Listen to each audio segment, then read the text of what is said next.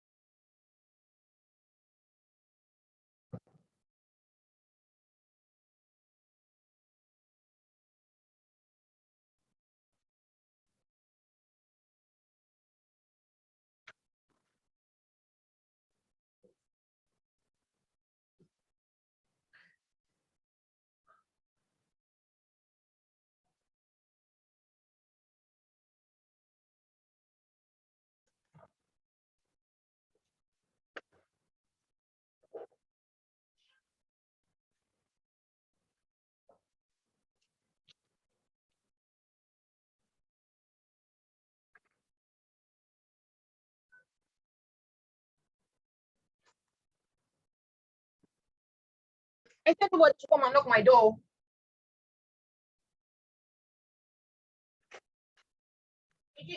Don't knock my door until I come outside. I have a program now. Okay? Just tell everybody. Tell everybody outside.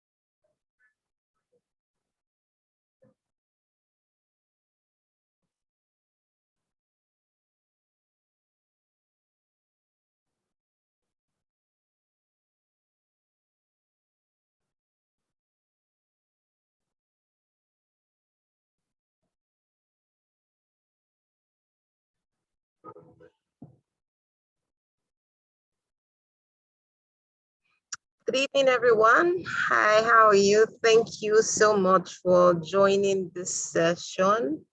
Apologies for starting a bit late. We're right here, just giving our guest a few minutes to join us. As soon as it's online, we will start in earnest. Thank you again. Please feel free to share the link with everyone that you know so they can come on board. It will be a life transforming time, certainly. Thank you again. We'll kick off in about 2-3 minutes. God bless you.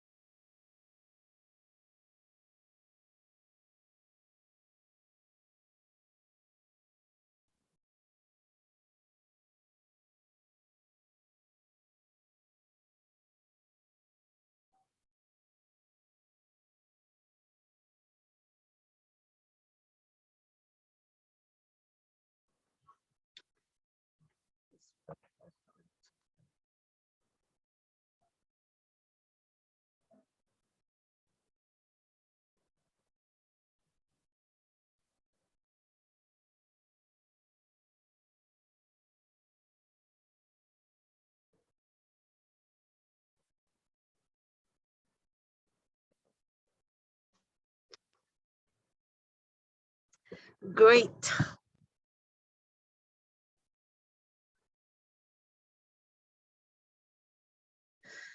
Okay, good evening, everyone. My name is Adebayo Apara, Anoluapo. Some people know me as Anoluapo, but Adebayo has just stuck over the years since my work life began, really. I'm really, really excited to welcome you this evening to the maiden edition of this leadership series.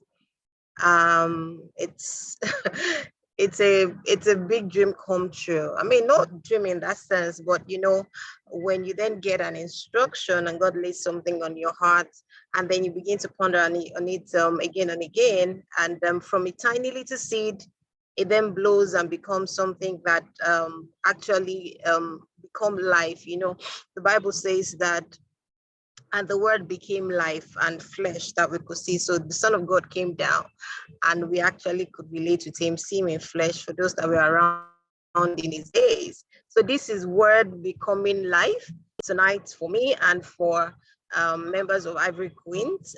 We are really thankful to God and are delighted to have you join us. I'm most delighted to have on the call this evening Mr. Adebayo Adedeji, Bio Lion. I mean, this is my childhood friend. I'm going to bring him up shortly. I just wanted to, do a brief introduction of what to expect tonight and what tonight is about. Okay, so what is Ivory Queens about? Please let me confirm that you all can hear my voice clearly before I just dive in, and please just give me a thumbs up that you can hear me, or a wave. Let me be sure that you can hear my voice clearly. Can everybody hear me? Okay, great. Thank you. Thank you for that confirmation. Yeah, cool. All right, so what is Ivory Queens about?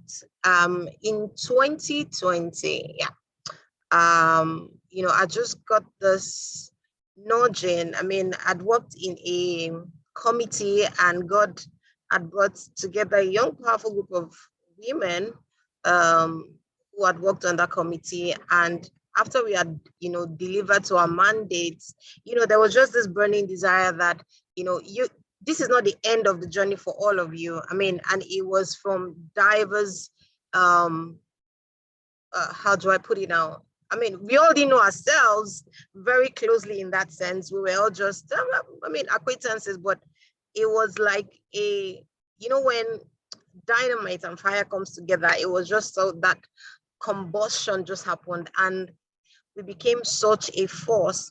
And at the end of that delivery, when we were done with the assignment, God just kept impressing on my heart. And interestingly, at this point, I already had like 2 expressions that I was running, and I honestly wasn't ready to, start any other thing. And so I struggled for a couple of months. I'm like, God, I don't understand what you're talking about here. I mean, my hands are full. It feels like I don't even have enough time. Right. But, that struggle continued until I then said, okay, God, if this is what you would have us do, I'm in for it. And that was the burden for Ivory Queens. We are a group of young women on a mission, solely with a focus on Christ Jesus. We are together to learn, to prune, to shape, to grow, and to become the best versions of ourselves. It's 2 years that we've been together now, and this leadership series is God's requirement of us, because we have been sent out to raise leaders across the nation. So I'm really, really excited and really thankful to God that this has come to life.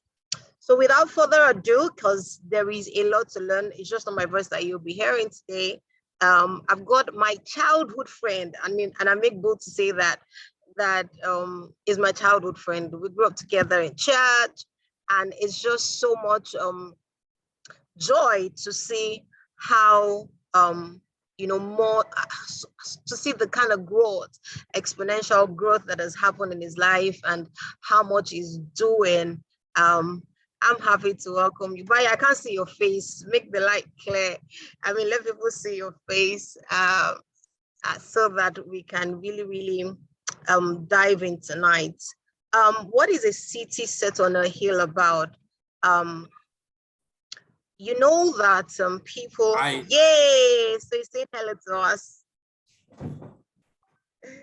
Good.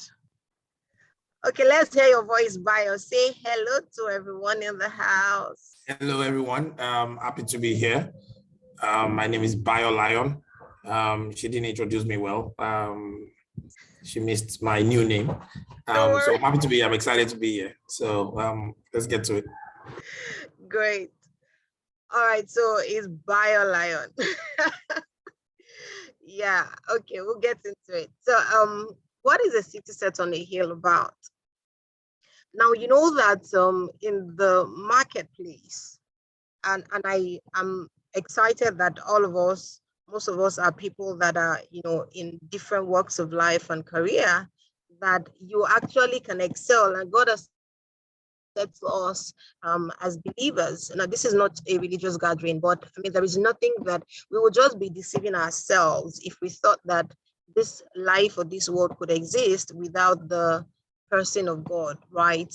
And understanding that there is a king who owns this entire kingdom and whose subjects that we are, knowing that is the one who has sent us to wherever it is that we are, and is the one that we are representing. You know, you don't represent yourself as an emissary, you represent someone. So a city set on a hill pretty much is to highlight individuals who have gone ahead, are doing great, and are standing strong as believers, right? In the marketplace, there is a way to lead that is kingdom-minded and that is not kingdom-minded. We are kingdom people, and we must learn the rudiments, the mysteries, the mindset, the philosophies of kingdom leadership and what it means to make success. So everyone that you're going to be seeing over the next couple of weeks, and this is going to be a bi-weekly, this is the first series. It's going to be a six-part series. This is the first one. Our MDs, CEOs excelling in their various fields. And we really just want to learn what are the things that has helped them to be who they are today, what has grown them, what is the mindset. And you know, the thing about mindsets and philosophies is that they are things that can be learned. You know, the way you think, the Bible says that as a man thinketh in his heart, so is he. So if you change the way that you think, if you change your perspective to life, if you change the way that you see opportunities, your outcomes are likely to change. And that's the reason why we have brought these people tonight, to hear them share their journeys with us so that you can begin to align and think successful, think leadership, think prosperity, think that you can get to the heights, because, hey, they don't have two heads and they have gone ahead to do it. And so we can learn the ropes from them. So without further ado, let me just do a quick read up of Bio Lion's bio, and then we will set the ball rolling with our questions. Please keep your questions handy. Be ready to ask questions. They are ready to give to us. I mean, it's as much as we are ready to take that we'll receive. I can assure you of that. So be ready to ask all the questions that you ever, thought about. What does it mean like to be MDCO, for instance, right? Just have your questions really, really ready. Okay, just give me a second while I pull up the bio and I read out to us. Okay. So BioLion has a broad and diverse mix of business experiences across continents, not just Africa, guys. He has a master's in business administration with concentration in finance from Clark Atlanta University in 2009, and a bachelor's of science degree from Obafemi Awolowo University in demography and statistics in 2004. My Nigerian people will say, Great Ife. I didn't go to Ife, by the way. It's greatest at Cockite, but that's not the context tonight. Bio was a senior finance manager at Amazon.com, managing all products related to inbound and inventory for fulfillment by Amazon worldwide business with over $80 billion in sales.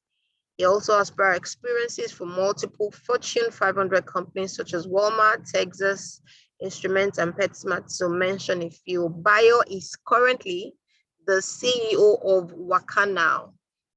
It's a travel and tour company. Guys, ladies and gentlemen, please welcome with me tonight Bio Lion Adedeji. A round of applause, please. Let me see our e-claps. Yep. Great. Thank you so much for doing this with us, Bio. It's such a delight. Yeah. So diving right into it, give us a brief background. Tell us about you. Oh God. I'm really interested in people knowing, the grassroots stories. When people see people, on social media now, it's the now that we get to know. They don't hear the beginning. So please share with us so everybody can relate and see themselves in your story tonight. Okay. Thank you for having me. Anu called me up and asked me to do this, and I couldn't say no because she has never asked me for anything in this world. So I couldn't say no. Coincidentally, I just had a fire incident at work that I'm dealing with. And somebody posted it on Twitter that I'm having to post a statement. I just released a statement about it. But this was so important to me that I even left that to come here because I'd given my word that I was going to be here. And if I could squeeze in the time, I want to. For those of you that don't know me, my name is Bayo. I adopted the name Lion into my name for another long story, probably story for another day. But I'm 42. I was born in 1980. I'm 41. I'm going to be 42 in October. I grew up in the 80s and the early 90s, basically. Went to school, went to Model College, actually went to Tuashe Primary School, went to Model College, went to Ife, went to Ire Poly first, then went to Ife, worked at EcoBank, was lucky enough to travel to the US. But if you zoom back into my experience and the glam and all the things that people talk about, and the things that when people read your bio that they don't talk about, is that my father died when I was 1.5. My mother died when I was 23. I was in my final year in college when my mother died, and I'm not sure I was working then. Maybe I was barely working when my father died. But one thing that stood out to me in my growing up was my mother never told me to stop anything, like except it was bad. Like in the church that myself and Anu grew up, I was the best male debater. God knows that you cannot out debate me. God, I would debate you to death. God knows I could speak eloquently. I knew how to speak. I knew how to defend my position. I knew how to use facts. I knew how to talk to the crowd. I knew how to, and it was because my parents just never stopped me. They never gave me this bad look if I had to go to church 3 times in a week. We lived in Ogba. The church was in Surulere. They encouraged me to be active. They encouraged me to pursue the things that I desired. And my mother, of blessed memory now, encouraging me to do those things. When I look back now, those are the things that actually make me a great leader or make me a great person or actually got me even here. It's not the schools that I went. It's not the education that I got. It's the fact that my mother would be in the crowd when I debated. My mother would be in the crowd. She doesn't clap for me, but because but she's always in the crowd. She was always there. Like when I got a award, she was always there. When I did good things, she was always there. When I did bad things, she was always there. To either whoop me or beat me back in shape. But she was always there to encourage me. And she was always, when I say my biggest cheerleader was my mother, and I'm sure Anu knows, my mother was the teacher, so she was a very strict woman, but she was my biggest cheerleader. And looking back at my life, I'm the last of 6. I have 1 brother and 4 sisters. I'm the last born, so of course I'm spoiled. Of course, I am very, very spoiled. I don't eat refrigerated food. I don't eat yesterday's food. I eat my meals has to be made fresh, and I can cook, so nobody can do me for shakara. So I can cook my own meals. But all these things I'm talking about, I'm using it to drive at the point. Yeah. They told me at a very young age that I should always just ask for what I want and get what I want. And I started to make rules in my life that I don't eat yesterday's food, that I want to eat fresh food. Again, because I just knew that whatever the man think it, so he is. Yeah. If you think of yourself like a king, you will be a king. My mother told me a long time ago that I was already blessed. That what I have, the skills that I have, most people don't have. The things I was born with, the gift I was born with, that most people don't have it. But that because I had it, I was already lucky. So I didn't need more luck. I didn't need more prayers. I didn't need more favor. I didn't need more of anything. All that I needed was more hard work. And when I think about my journey and how I got to where I am, it's not, because I won't say it was luck because I already had luck. I wouldn't say it was the grace of God that was already given to me and everybody else on this call. Everybody on this call already has that grace. So that grace is there. But it was about me identifying opportunity and being willing to go for it and not being afraid to do it. the Bible says that God has not given us the spirit of fear, but the spirit by which we call our Absolutely. Father.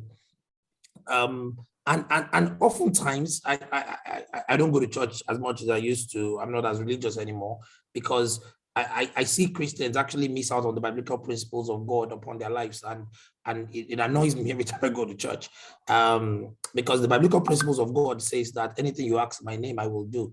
That means that God is already giving you a blank check from day one. Yeah. And that blank check means that, I just need to ask, one. Number two, but you see, I will not go to God and ask because it says faith without work is dead. That means that I must do the work first before I must have faith, but do the work, right? I must do the work and then have faith. But I must do the work. So when I got to the US, I found out that I was deficient in Excel. I went on YouTube and took a 20-hour course in Excel to go learn Excel myself. Nobody taught me Excel. I learned Excel myself because I knew that Excel was very critical to my success. So I had to go learn Excel. That's work. That's not just work in my faith. I could have stayed in my house and prayed all day and not still know Excel. But again, I had to learn how to use YouTube. I figured out after a while that I had what I call a inferiority complex. Now, this is going to be super interesting. It wasn't because I wasn't good enough. It wasn't because I wasn't smart, but I was in an environment where I thought that my voice was not heard. Actually, it was my accent. I thought that people did not understand me, so I kept more quiet. I was tired of the white boys telling me, say that again, pronounce that again. I didn't quite get that. So I stopped talking. I took the best gift that God gave me and I put it away. Because I was afraid that they don't understand me every time I talk, or maybe I'm wrong. Maybe I'm not right. And then somebody took me to dinner once and cussed me out and told me that you're the smartest, dumbest person I know. And that was the last time I kept quiet. That was the last time I kept quiet. And that was the last time, honestly, that was the last time that, I kept quiet. And after that, my career just started going up. I left grad school, worked for, I'm skipping the guys that I worked for earlier on. I worked for Texas Instrument for about 3.5 years. Then I went to Walmart. I wanted to get into retail. Anybody that knows, if you Google my name, you see that I'm a serial entrepreneur. So I've been doing all types of crap from a long time. Went to Walmart. I wanted to go learn retail. Left Walmart, went to PetSmart, where I sold snakes, fish, rats, birds, and all types of animals. Specialty animals was what I sold. Then I left PetSmart. Then I went to Amazon. I was at Amazon, and everybody's, back then Amazon was the dream job for most people. It was a dream job come true. Then when I got there, I found out that I was bigger than the company. I found out that I was bigger than the entire thing. I was like, why should I be working for Jeff Bezos? I should be Jeff Bezos. Literally. And somebody called me and said, do you want to come take over this company that is troubled in Nigeria? I was like, absolutely, yes. I didn't even ask the name of the company before I came. I flew to Nigeria. They told me that it's Wakana. I was like, okay, let's research it. I Googled it. They sell travel. I said, okay, it's a troubled company. There's money to fix it. I was ready to do it because I knew in my heart, in my deepest part of my heart, that all I needed in life was an opportunity, and God was giving me an opportunity. And when God gave me that opportunity, I wasn't afraid to take it. Because one thing I know is that He has brought me too far to leave me alone. Too far. And because of that, I was taking opportunities. I was chasing. I was taking things. When I tell the story of Waka now, people tell me, somebody told me today that it was a lie. When I joined the company used to do about 80 million naira a day. Yesterday, we did 564 million yesterday. And that is exactly why, because I know that I already had it in me. I just needed a place to show it. And so for everybody listening, I know that's a long story. Yes, it is. What I know for sure is when Agai cried for help in that wilderness, the well that God showed her was not merely dug. The well was already there. It's been there. Everything you need in your life is already there. Sometimes you just need God to open your eyes. Now, as God opens your eyes, sometimes you have to walk your way till your eyes are open. You don't sit down and wait for your eyes to be open. You have to continue to walk. Agai walked into the wilderness to find the well, and Agai had to cry to find the well. There was an action word before the showing.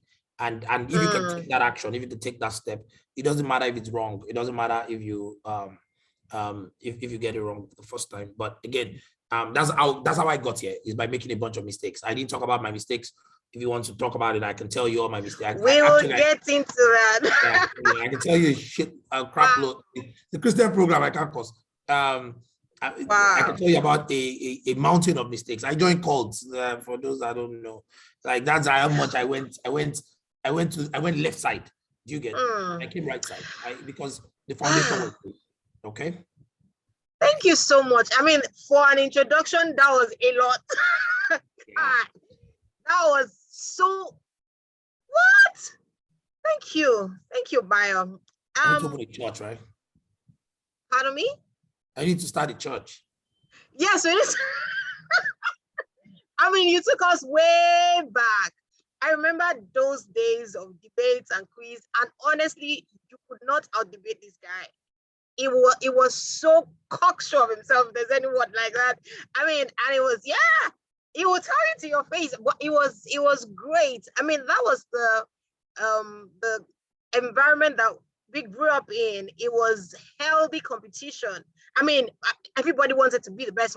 We were looking forward to competition outside the church. We used to represent church everywhere. I mean, it was just a bunch of us. But okay, so that's the discussion today. But I mean, it just brought back sweet memories. Okay, so Bayo, I mean, I heard you say quite a number of things, and I want to, quickly zone in on some stuff. One of the things that I like to ask was, you had mentioned about the skills and gifts that you had, and having a mother highlight that for you was great, right? But I need you to speak to the people on the call today to how, beyond Momsy speaking to you and saying that you had this gift, how were you able to personally then identify and bring these gifts to the fore? That's one. Two, I mean, I also like the place where you spoke about the challenge you experienced with being in a strange environment and hiding the very thing that shows you up. I mean, and there are a number of people that are in that place. I need you to talk a bit about that inferiority complex and really just break it down so that people go away from this call knowing that it is what you create. I need you to speak to that. And then we will come to the mistakes because we need to hear it. I mean, it's such an interesting journey. So I need you to those things, identifying your personal gifts and talents and the things that is already in you. I mean, it's not external. You've got it inside. And how not to shut yourself up when you are in places where you feel others are better than you. Meanwhile, come on, yeah, the smartest, dumbest. I mean, I really love that. So I need to speak to those things quickly before we move on. Right. So I like the first one that you talked about. How did I find what my talent was? And your first question. Honestly, it was by doing a bunch of nonsense. And you now found the thing that made sense. When I was young, I joined cultural. My mother said, "This boy, you have too much energy. Go and be dancing cultural dance." I did cultural dance. I learned. It was, I remember that they put me in karate class. They put me in this class. They put me in that class. It was like almost like a talent hunt for me as a child. And it was like, and then I found my interest. But when I found my interest, and for all the parents on this call, they just didn't tell me to stop. They encouraged me to continue. I started taking bus. Of course, the world has changed now. I know the world is a different world. But I started taking bus to church at the age of 9. I used to drop at the Jesha bus stop, cross to the other side, and walk because I wasn't allowed to cross the express. But I was 9, 10 years old when I started driving when I was 14. They exposed me to life very quickly and allowed me to make my choices. They gave me the opportunity to show my skills. They found me an environment. For me, I continue to say it, that the environment they found for me was church. But you see, church was the environment that gave me the opportunity to show my skills. I then took my skills to school, and then I became exceptional in school. Don't get me wrong, academically, I was a 5th to 8th guy because I was not interested. Because except somebody challenges me or call me out on the challenge or have a bet. That's the only time I'll get 100 over 100. If not, I'm comfortable becoming 8 or 9 in class. But when it comes to debate, no. Don't touch it. Do you get? And my parents never pushed me too hard on, let me take that back. They didn't push me too hard on academics. They pushed me too hard on being great at everything. So let me explain what that meant.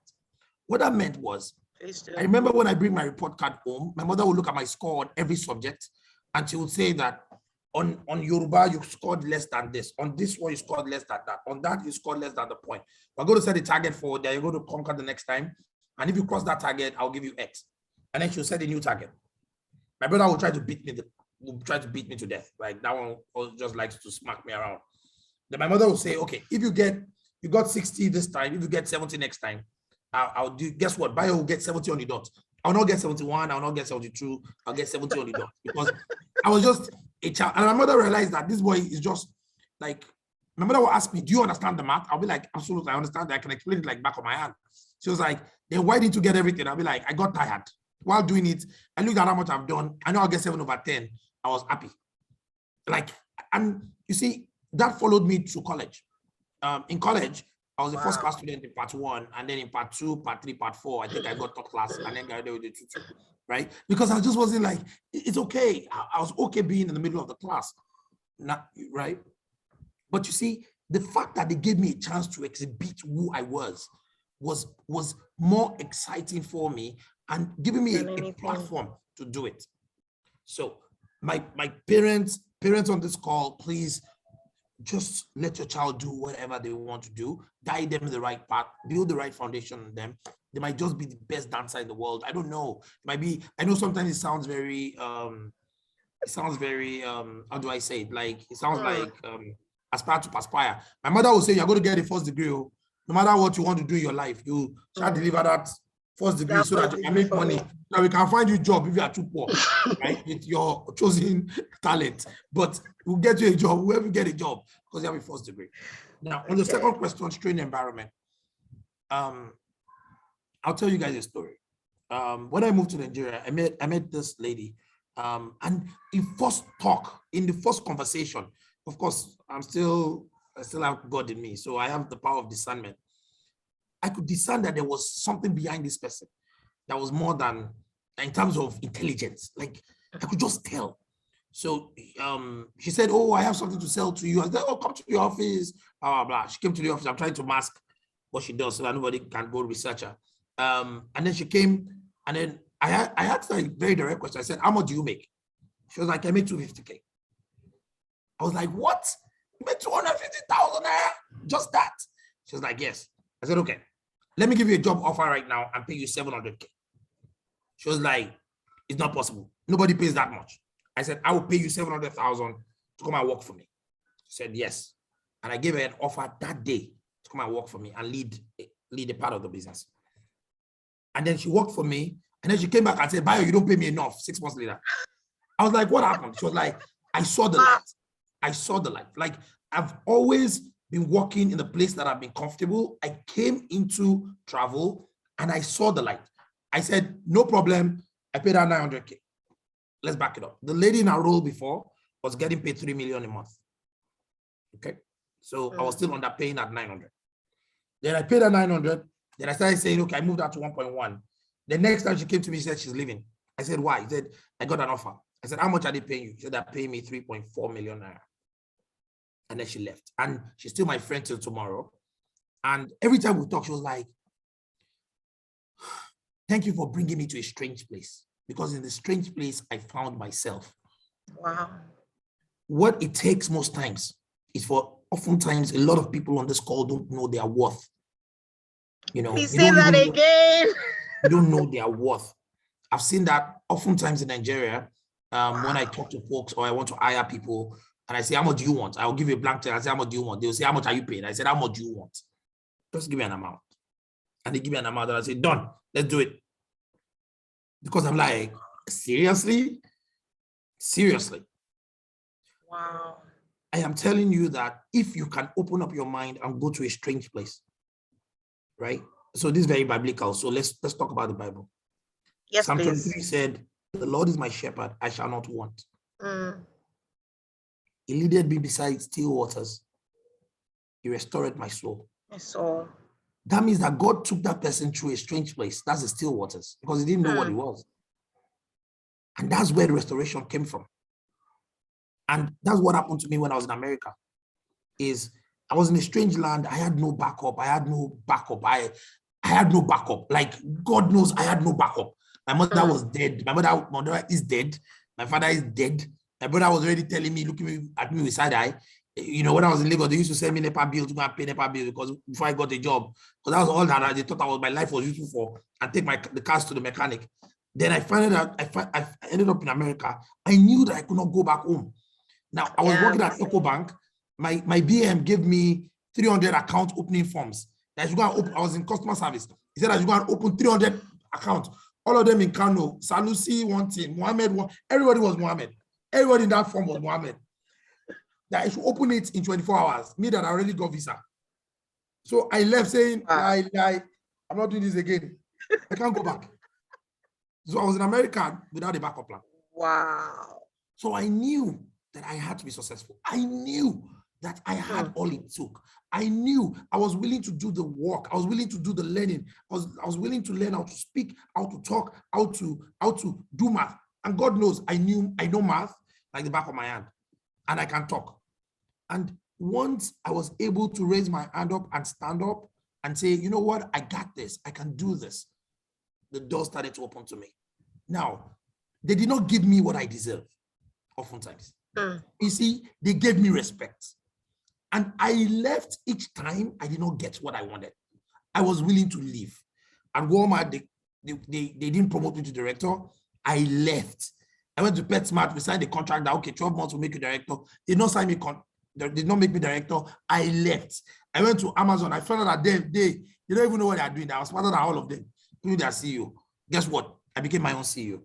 But again, it's me coming into myself and knowing what I want and understanding that God has already blessed me, that I'm not looking for blessing. All I'm looking for is a bucket to put the blessing inside. That the blessing I already have, the grace I already have, the knowledge I already have, the intellect God already gave me. And then all I was looking for was a place to harness it. And guess what? For me, I had to come back home to come and harness it. The journey I went, the strange place, for me was not the place of harnessing, it was my place of training. It was back home. It was back home that my money was. And God knows I'm collecting it. Wow. Wow. Wow, thank you so much. So I want to stay on knowing what you want. And I hear you when you mentioned earlier that you most likely don't know what it is. You do a bunch of nonsense until you actually find the sense. I want you to link that one to knowing what you want. Did you always know that you were going to run a company, become, a CEO? What was the thing that was burning in your heart, as you journeyed through those places where you had trainings and you were adding value? They didn't know your worth, but you knew what you were going for. I need you to talk briefly around that so that it can just help people find, define, that's the word, define what it is that what it may be different, for different people. But, being able to just harness that thing. I mean, I'm currently reading this book, Think and Grow Rich.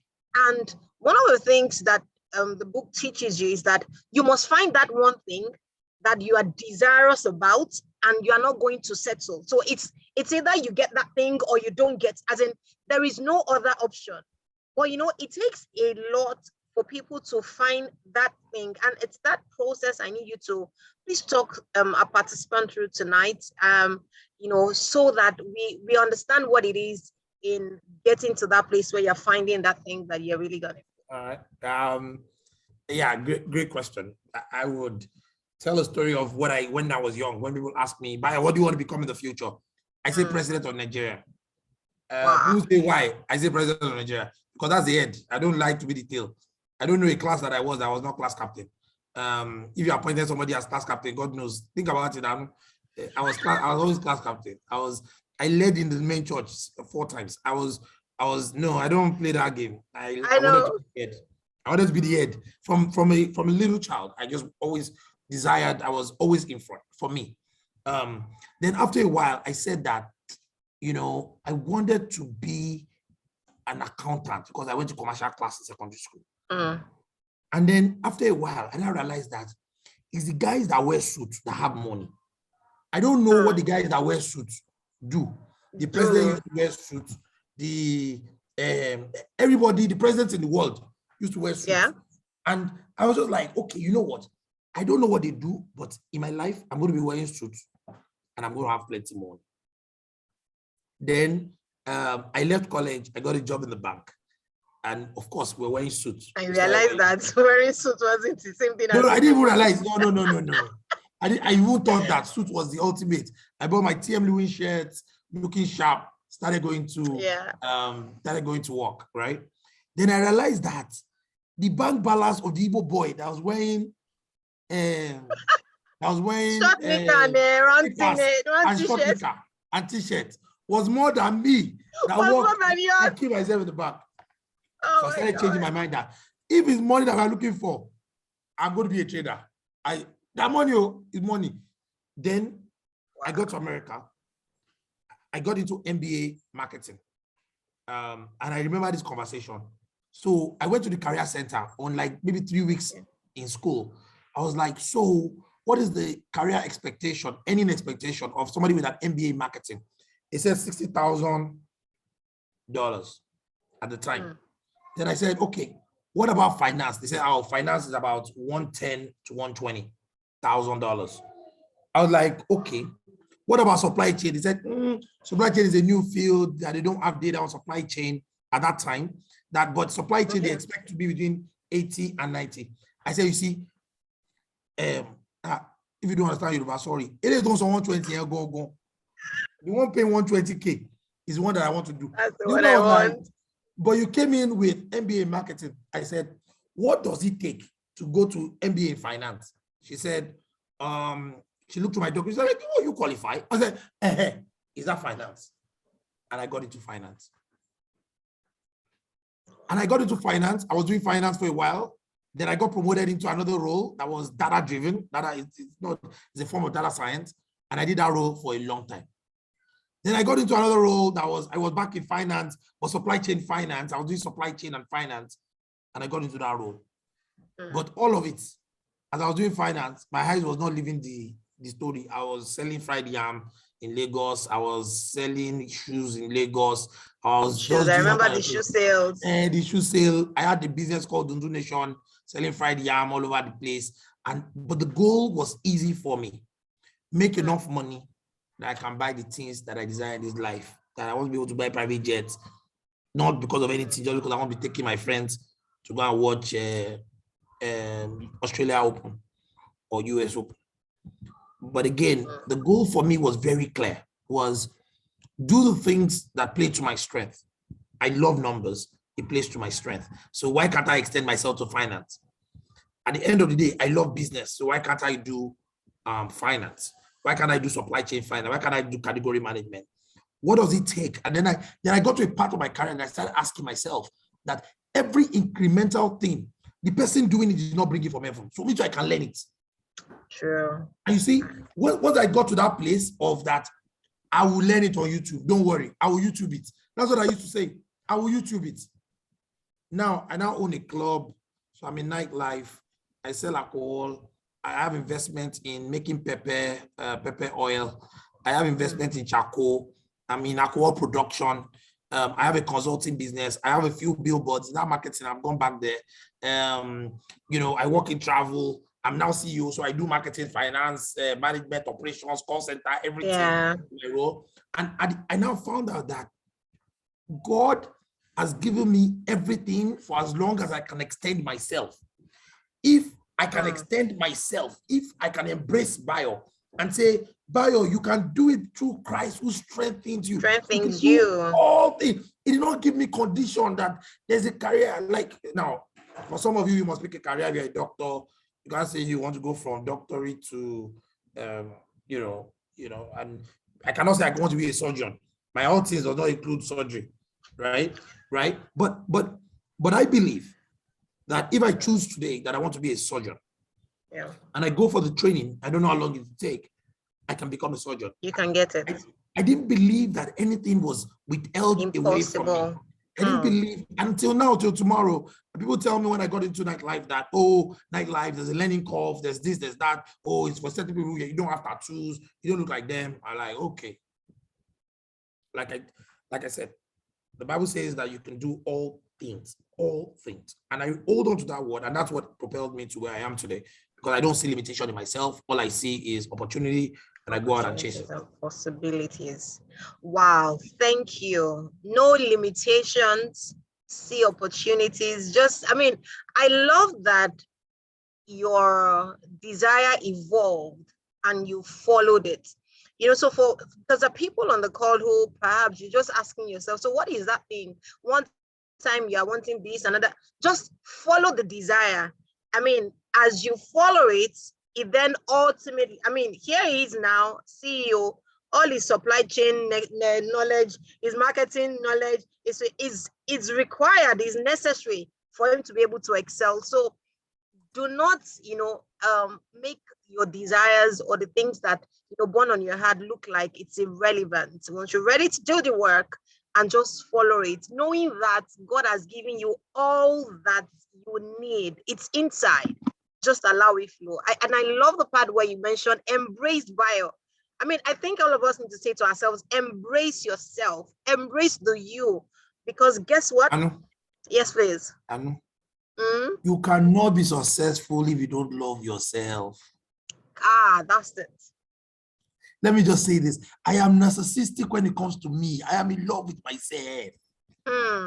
I am in love with me. As fat as I am, as I'm not fine, my head have one bend.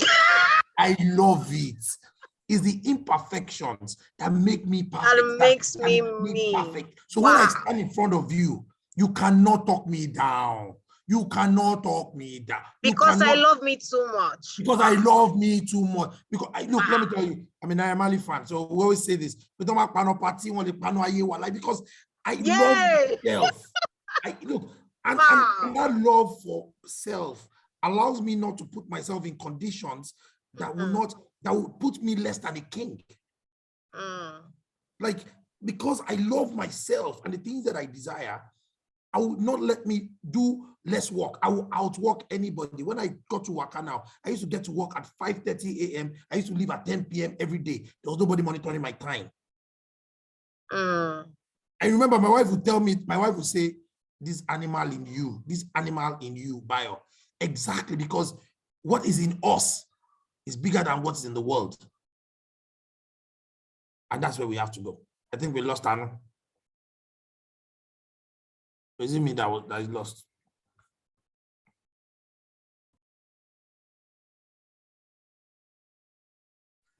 I think it's a network problem from the side.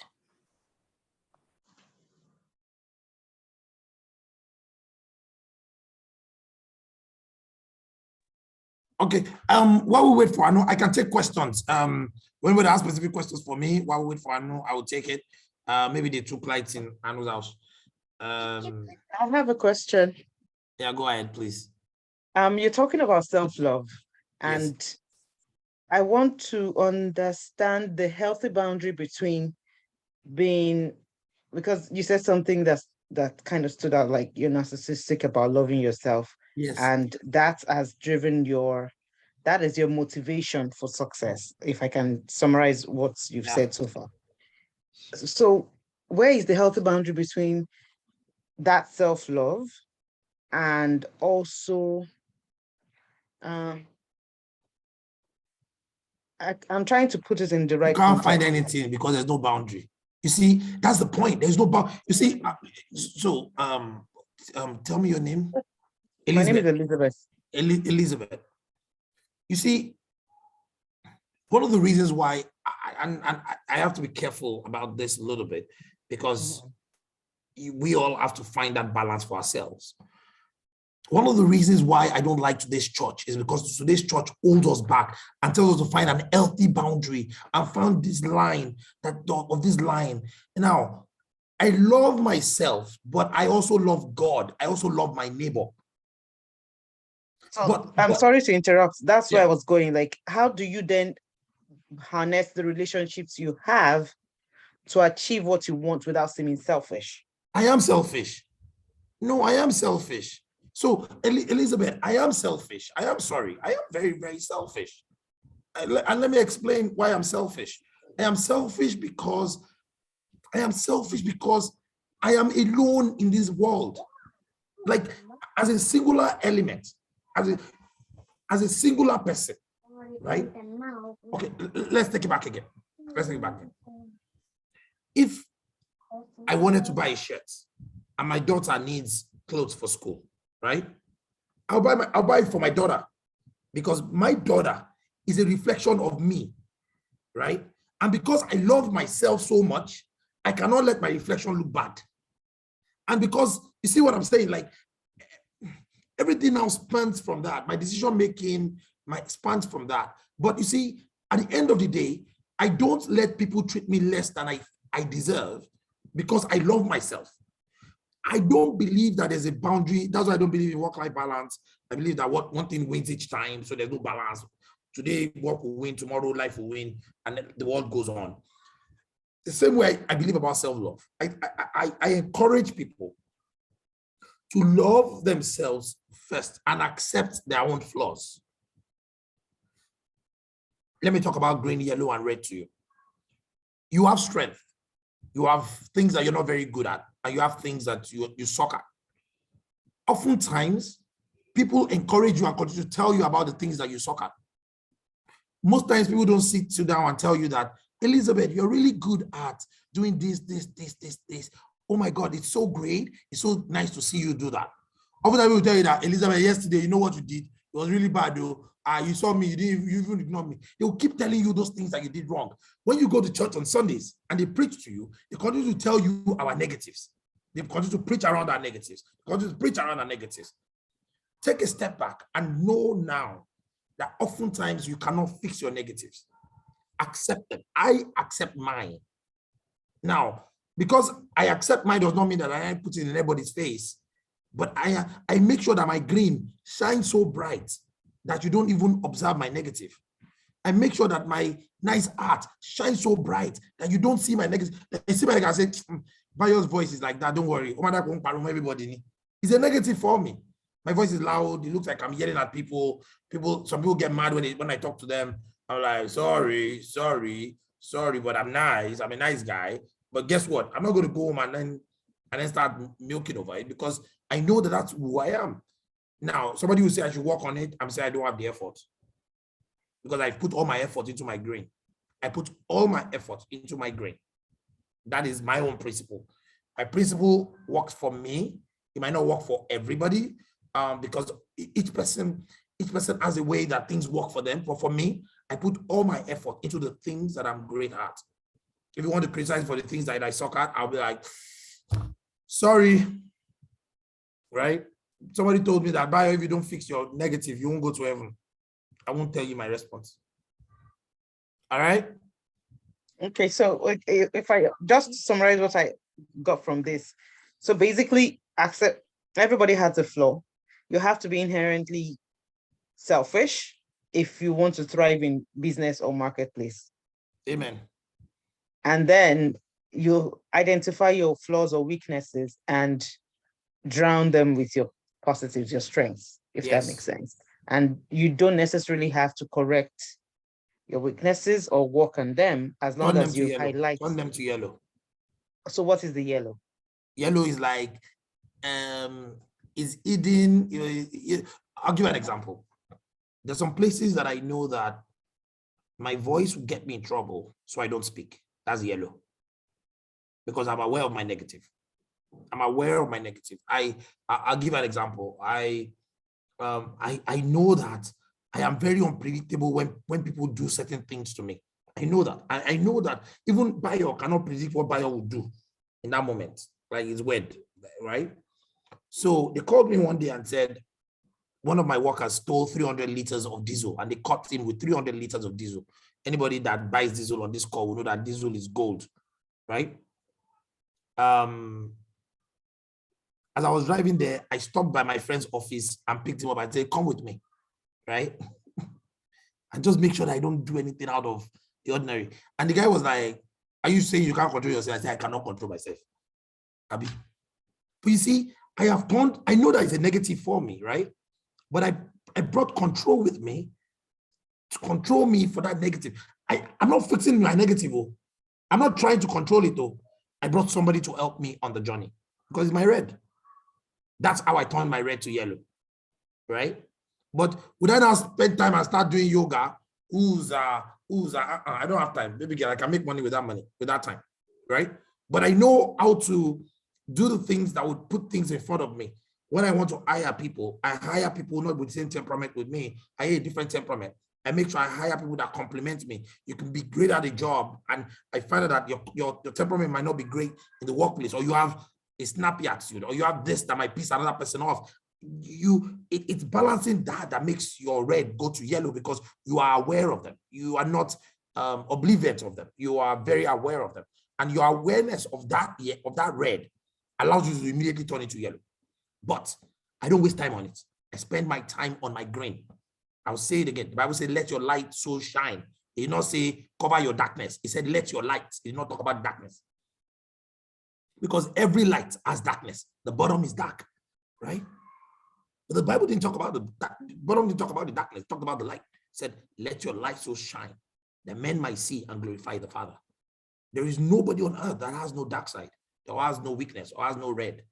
But your ability to say, look, I know that I'm weak here. I'm going to do things to mitigate my weakness, but it's not going to be a strength. Your weakness is never going to be a strength. It's never going to be a strength. You get it? Thank you. So my last question after this. So what will you then, as a business owner, as a serial entrepreneur, what will you then say are the values that has... Go on. Did I say something wrong? No. I was reading somebody's question, but go on. Okay, so as a serial entrepreneur, as a business owner, what would you say your values are? Values, what do you mean values? Your guiding principle. Be fair. But most importantly, as a leader, be perceived to be fair.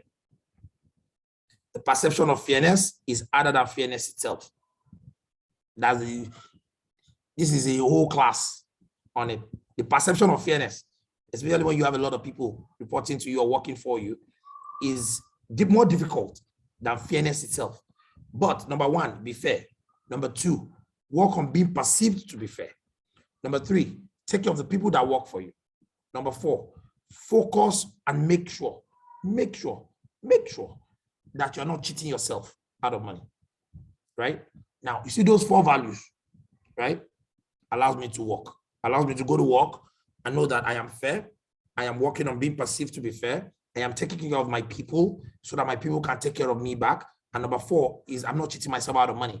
Because oftentimes in the workplace, you can be overworking yourself and making sure that you're not getting compensated well enough because you're not looking over your shoulder.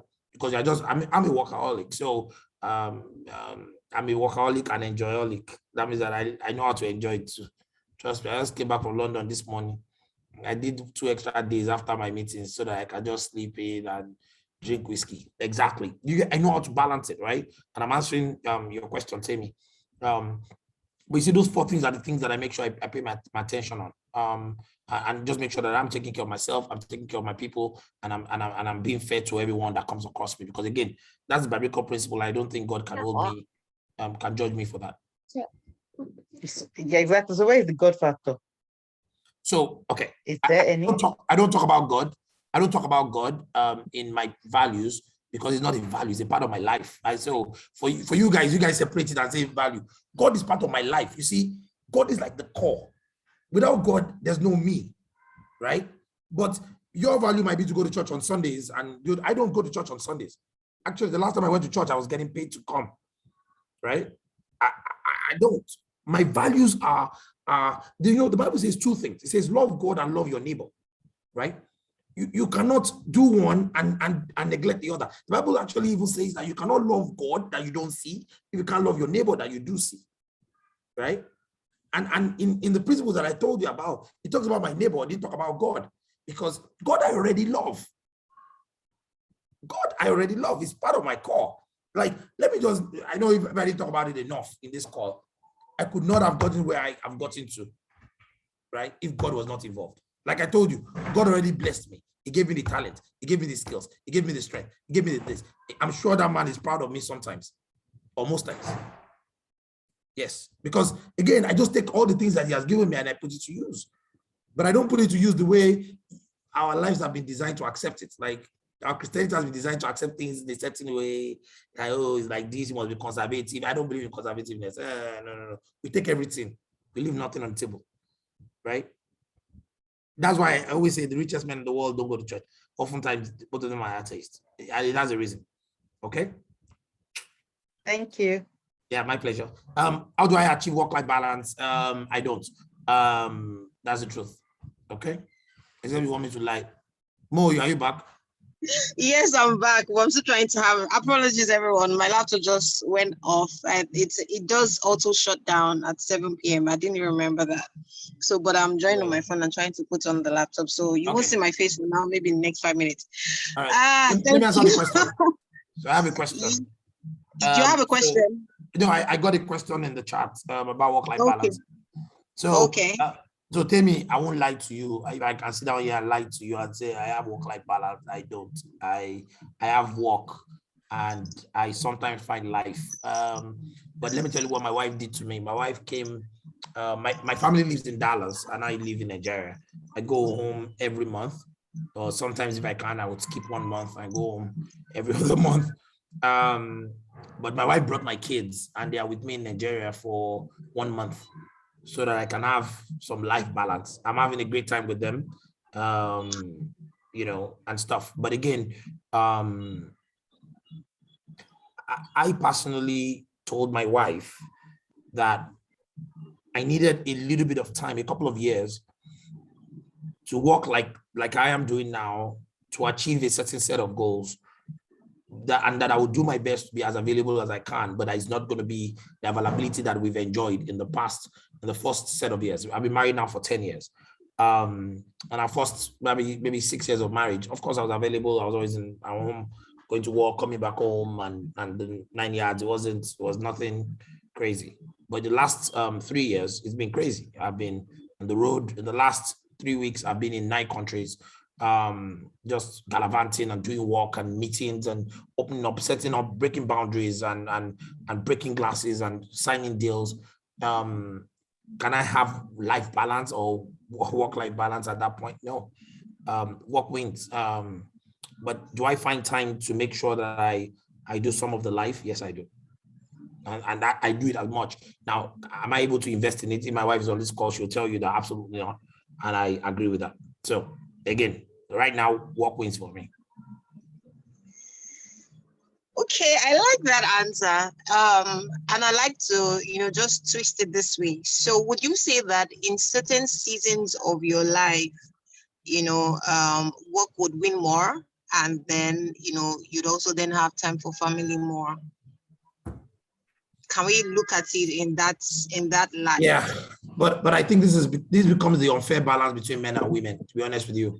And I am an honest communicator, so I think sometimes men can do what I'm doing now. It's more difficult for women, except they have a very supportive spouse, which for Africans is very tough to have a man that would say I'll be the stay-at-home husband. Father, yeah, it's very tough. My wife's not a stay-at-home wife, but again, the fact that I have the ability to walk out of here and she lives there, is tough. I think that men get to do what I'm doing now more often than women. But again, I agree. I think that there's a time and season where you just have to do what it takes to harness the opportunity in front of you.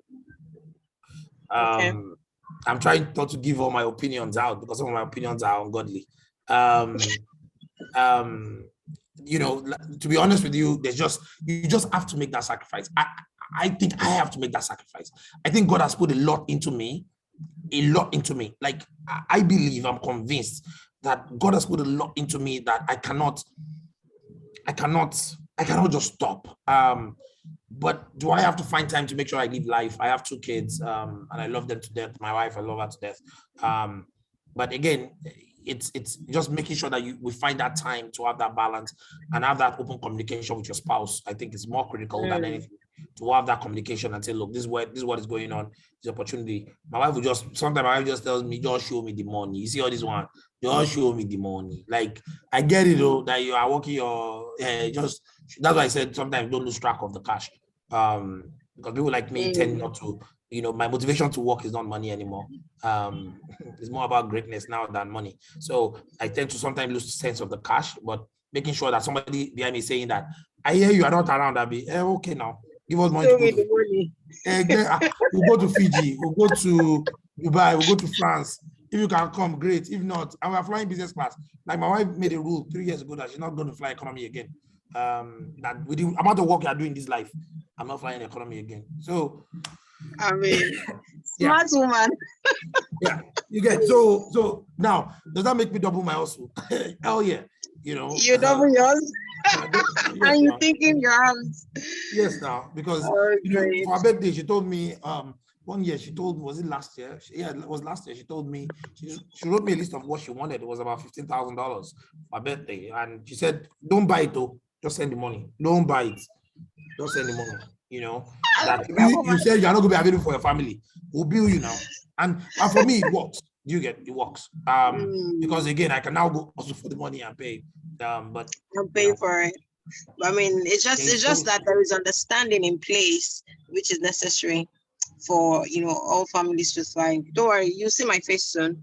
Before we go, I need you to speak about the challenges that you have surmounted that has helped you.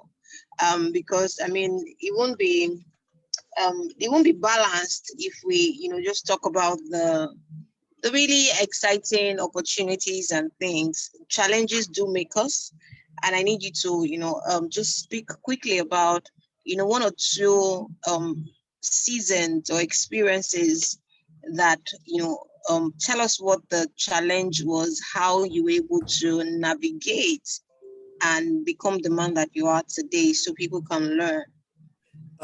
Challenges. I think the first challenge that I had was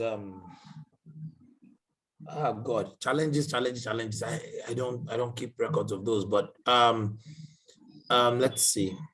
I had a challenge once where man, challenges are tough because I have challenge every day. So I'm like, I just do like I don't No, see, Bayo, your challenge now as MD is different from your challenge as you were climbing. Yes. So we have to be honest. Exactly. So tell us the challenge before you before you got here, and then let people now also understand that even here there are challenges that you face. So do a before and after kind of analysis for us. Okay. When I was in my career, in the early part of my career, I think one of the biggest challenges that I had was, or what I felt was, that I didn't have enough to do. Like, honestly, I didn't feel like my work was, I didn't feel like I was challenged enough. I always felt underachieved, which is weird as hell. Like I always just felt like, they pay me bonus. 1 year, they paid me like $90,000 bonus. And as I collected the money hit my account, I was just not happy. I was like, boy, I was just like, is this the best that my life is?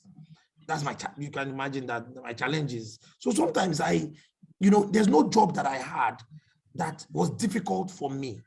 At the beginning, I had to learn. Then I quickly gained mastery because I would commit all my energy to learn it. Once I gain mastery, I'm like, is that it? Are we done? Can we get more? Is there more? And the world was not giving me more at the time that I could consume, or they could not give me enough they did not give me enough to the level that I thought I could consume at the time. I had to learn a lot of patience. That challenge actually made me learn a lot of patience. Now, I had another challenge in the US where I felt like I was discriminated against. I felt like, you know, there was a glass ceiling. Everybody needed my help. But when it comes to promotion, they'll pay me well, they'll pay me well so I don't leave. But when it comes to giving me that next opportunity, they'll say that, you know, one time they started saying I didn't have executive presence. Wow, what does that mean? You heard me ask them. The guy, I asked the guy that, what do you mean by, he said, you know, let me prefix by saying that whenever this guy had to go present a new idea or anything that I worked on, he would take me into the executive room all the way to the CEO of the company to present it. But I didn't have executive presence, right? So I was the one presenting, and we always got approval to go launch all my ideas and stuff. But when they were time to make me director, they said I didn't have executive presence. And meanwhile, I was the one leading the team. I was doing it for over 6 months. And I thought about it, and I internalized it a little bit. And I said, why would you say that to me, right? And I started thinking that, okay, maybe I start wearing suits and not start wearing t-shirt to work. So I started wearing suits, and after a while, I realized that God was not just ready for me. So there was a reason why God didn't give me those things at the time, looking backward now, because if he had given me at the time, maybe I could have been complacent, I could have started still, and I'll never have gotten here. You already have Jesus speaking for you. You don't need any voice speaking for you in the boardroom, especially when you work with white people. Trust me, all of them will smile at you and go to the room and say something else. You know what I say to folks? Be good at your job. Be so good at your job that nobody, when they call your name, they don't want to lose you. Be good at your job. Other people speaking for you, they'll tell you that they're the ones that got you there. Then, when I became CEO, my next challenge was the second thing I talked about before, the perception of fairness, is you know the right things to do oftentimes. You know the things that you have to do. You know the moves that you have to make. You know the changes you have to make. But because of how it will look to the guy outside that does not understand the dynamics or does not see the full picture, you have to be careful. And as a leader, I struggle with those things because sometimes I know the right thing to do. Not sometimes. Oftentimes I know this needs to be done, right? And I'll give you an example. We had an employee that was really, really not, the employee was just not good. As we were trying to remove the employee from the job, the employee took ill. And the employee was ill for about 4 months. And she was in the hospital. We had to pay, we had to help out financially. But in my head, I was thinking to myself that, and I almost fired this girl. If I had fired this girl, now I'm thinking as an executive, like, I would not have to pick up this bill, but she was an employee, we had to pick up the bill, and then she got well, she came back to work. Immediately she came back to work, right?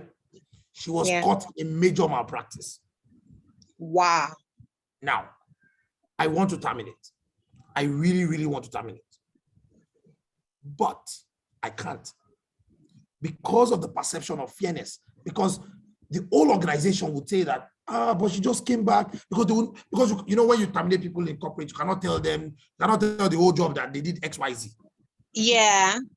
So you have to just hope that maybe she will tell somebody and somebody tells the organization. And we could not. We had to punish her differently than termination because of the perception that you send to the organization. And as a leader, your ability to be mindful of those things is even more critical. That's why I feel some people are not good enough to be presidents, because they need to understand that change is great, but sometimes the repercussion of that change might be too big for the organization to bear at that time, right? And that as a leader is, I know some people are looking at me like, what are you talking about? Yeah, it's almost like the dynamics of why sometimes some leaders just don't do the right thing when you think they would do it, because there's a lot of emotions to manage, there's a lot of looks to manage, and I do struggle with it because I've always just been one person that always wants to do the right thing and do it well. So at different levels of my career, those have been the different, like at this level of my career, it's not about skills anymore. I don't use Excel as much. I do miss Excel. I do miss quite a bit. I don't use PowerPoint as much anymore. I'm in meetings just talking, and then waiting for people to action the things that we talked about. And I miss those times where I just do it myself. I get on my laptop and get Excel going, get PowerPoint going, do a presentation. I don't get that luxury anymore, and I miss it. But the challenge now is that I have to trust people. I have to trust people to do the things that we talked about. So do it the way you want it done. Yeah, it is tough. Then they send me that deck. I'm like scratching my head, like no. But I don't have the bandwidth to even go do it myself. So. Wow, this has been a blessing, absolutely. So last words, I'll say, share with us your top 5 personal philosophies. Okay, let me. Yeah, top 5. Top 5 is a good number. I mean, right, 3 will do so. All right. As we round off, top 5 personal philosophies for leadership, growth, and development. Number 1, in God I trust, all others pay cash. Take that again so we can continue. In God I trust, okay, all others pay cash. Wow, you want to explain that? That means that you show me the money, day one. I'm not doing that long story, futuristic planning thing with you. You show me the money, day one. Okay. Number 1. Number 2, the customer is number 1. And you must remember that as an entrepreneur, as a businessman, as a career person, as a businesswoman, you must remember that without the customer, you will die. And that, and when I say customer in that sense, it means whoever is making the decision of your career growth is who you should consider a customer.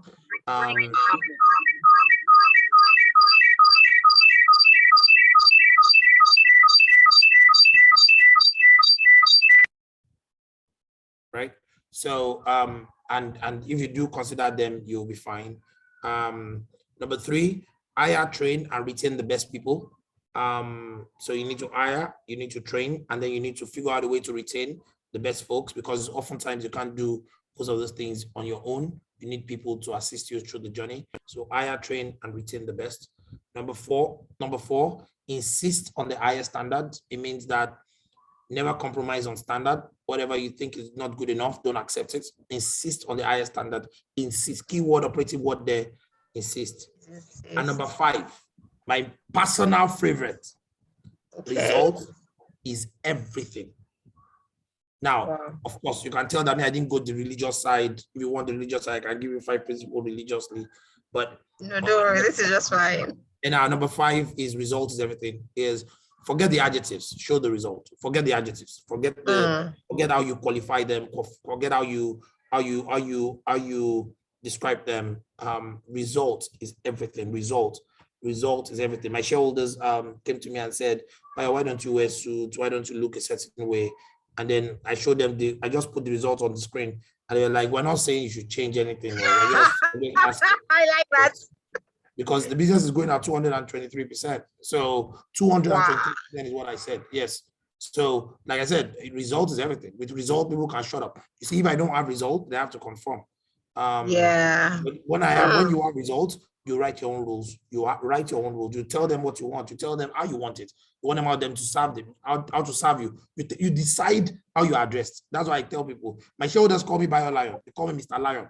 Like it's like in a book that you call me Mr. Lion. Because yes, again, because I have shown results. So if you can show results, you don't need that voice, because you have a voice already. You have God already. You have everything. For you. Just be good. Show results, and the world would lie at your feet and worship you. All right. Thank you so very much, guys. Can we give a round of applause for our e-claps? Let me see the e-claps. Elizabeth has the last question. I'm just going to, take it so that we don't leave anything hanging before we go. She says, what would you advise a new entrepreneur to put in place for sustainability? Cash flow. Cash flow. Wow. Amen. In one Look, let me word. tell you. If you're an entrepreneur and you want to be sustainable, you must have cash flow. You must find a business that gives you cash every single day, every single week, every single month. That's why, as an entrepreneur, I've never quit one job and been an entrepreneur. I've never stopped working full time to be an entrepreneur because my cash flow comes from my job. My cash flow comes from my job. But that's what sustains me. I have 2 children to feed and 1 wife, and my wife is fine. My 2 children are hungry. So I have to make sure that there's money coming in every single month, regardless of my entrepreneurial journey. Then what I do for somebody else, it might be that they have another business, they sell water somewhere, they do something that just gives them cash flow. At the end of the day, once you have that cash flow, that's how you become sustainable. Because oftentimes the thing you're working on now, if you pay enough attention, you might not be the thing that will take you into the future. The thing you're working on now might be teaching you where the money is, and it takes a journey. You have to lose money to make money. And oftentimes that Before journey you is make long. the money. Yes, that you need sustainable cash flow to do that. What relationship have helped you the most? God, of course. Because if you go and think that you can attack me or something, or that one road will block or you close one door against me, I'll first start by thanking God with Psalm 100. I'll now go to Psalm 16. Then from Psalm that 16, you can recite offhand. Off my hand. Off my head. My hand. Exactly. I'll now go to 114. Then I go to 114. If I want to finish it, I go to Isaiah 61. You see what I'm saying? Like, oh yeah, that relationship with God is intact. is there. the key. Wow. But you see, I bring it out when it's like an armor that you have, that is like a sword that I just don't swing around and say, God. I don't do that. But I just look at people and say to people that, I'm a man that is already blessed of the Lord. Like, God has already anointed me with oil. He said he anointed me with oil. My cup runneth over. Because he set the table. Even before he started the anointing, the table was set in front of my enemies. So my enemies have to see the table and see my anointing and see my cup running over. So if you now say something is doing you, that you want to attack me, I will then bring out that sword. You get, because my relationship with the Bible, my understanding of the blessing of God. The Bible says that wherever the sole of my feet shall touch, I shall own. He says he shall call my land Beulah and my land Ephsiba. So I know those things. So I don't need. But the Bible says, if a man be diligent in his work, he will not stand before men, before princes. He says, so I already know, but I have to be diligent. You get. So when people talk to me about relationships, the biggest relationship I have that opens door for me is relationship with God. God. And I keep my friends close too. I talk to my friends. Biodo Balogun, for instance, has been my friend from GS1. I still talk to him. He was at my beach last week. We still hung out with his whole family. My kids came, all of us hung out. Again, I keep all my relationships. I know I've not spoken to Anu in years. She reached out to me. I honor those relationships. Even with the fire, my phone is buzzing like crazy. People calling me, blah, blah, blah. But because I committed to my relationship, I knew that I was going to be here. It's important for me to be here. So because of that relationship, even though we've not spoken in years, I have to honor that relationship. And that's how I think is if you keep your friends so that when you need something and you call them back, they will be there for you. Okay? Yeah, at the buzz of a ring. Thank you so much. This has been a blessing. Absolutely. I mean, I don't know any other word. Guys, what has this been like for you? Just let me see the adjectives popping in the chat box.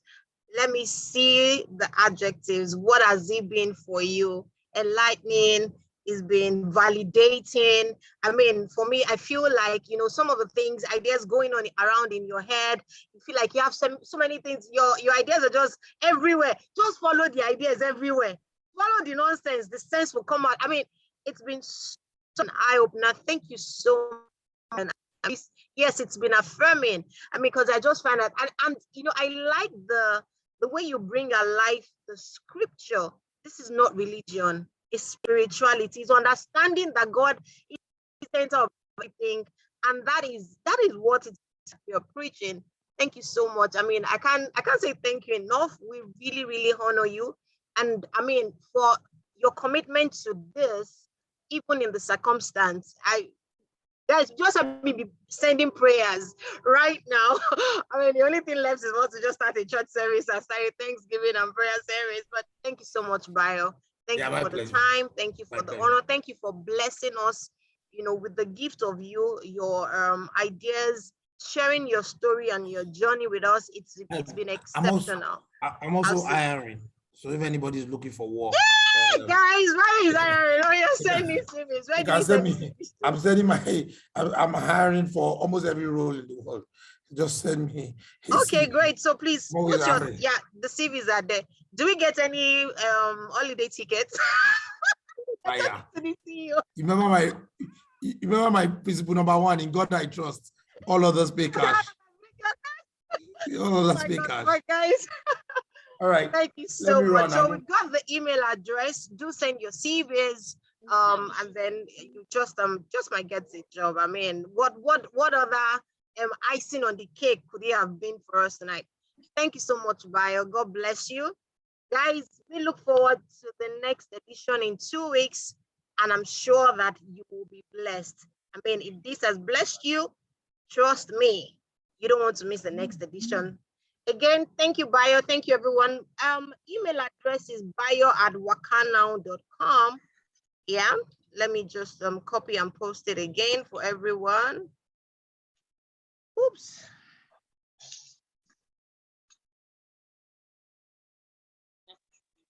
Yeah, bio@wakanow.com. Please share your CVs. Oh, Bio, you have a feedback from one of your staff. Lara Falai has been wonderful. Thank you for that feedback. Thank you so much, everyone, for joining. Thank you for hearing about this and coming on board. And I mean, if we had Bio here and there was nobody to share this knowledge with, what would it have been? Thank you a lot. Thank you, ladies. To every Ivory Queen, thank you for supporting to make this happen.